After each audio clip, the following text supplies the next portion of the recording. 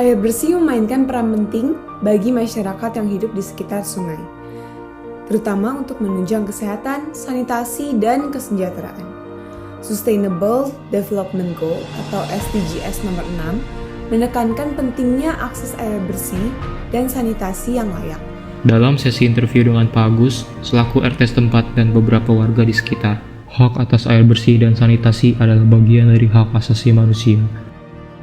Air kecil sih karena pemakainya banyak ya, jadi satu pipa itu kan pipa kecil.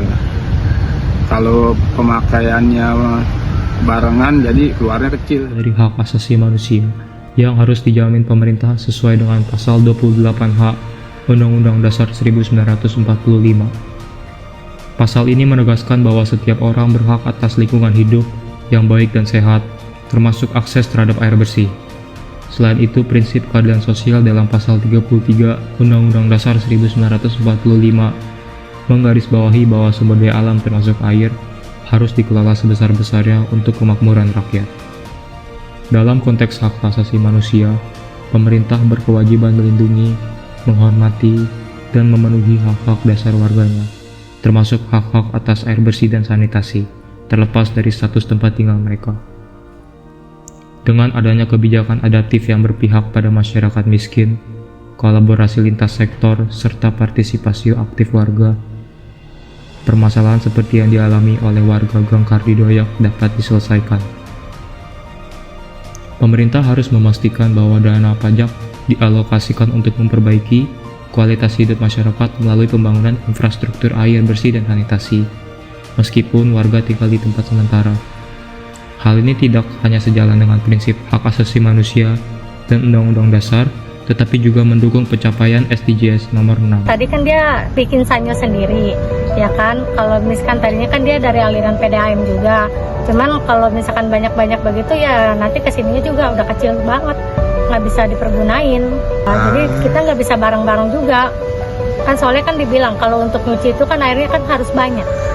Kalau bukan di kali gitu, kalau kayak di pam-pam begitu nih, kayak yang tadi nyuci kan pasti nggak bakalan ada air, kita nggak Bayangkan kehidupan di daerah aliran sungai Cisadane, Gang Kardidoyok, warga yang terpinggirkan, tinggal di tanah sementara, dengan akses air bersih yang bergantung pada aliran kecil dari perusahaan daerah air minum.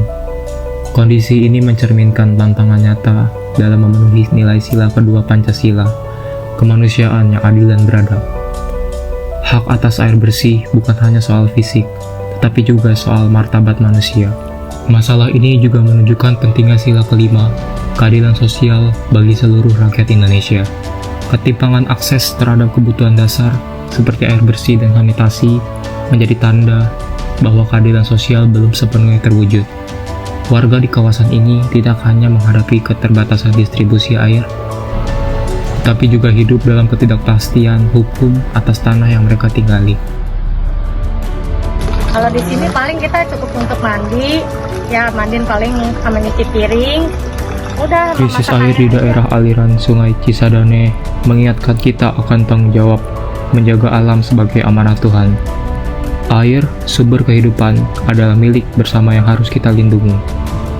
Ketika sungai tercemar, dampaknya dirasakan oleh kita dan sesama. Suara hati kita, termasuk suara pemerintah, harus menggerakkan tindakan nyata untuk melestarikan alam.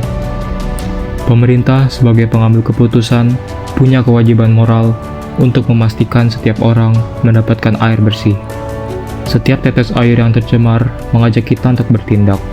Sudahkah kita berperan? Dengan kebijakan yang adil dan langkah yang konkret, kita semua bisa menciptakan masa depan bumi yang lebih baik.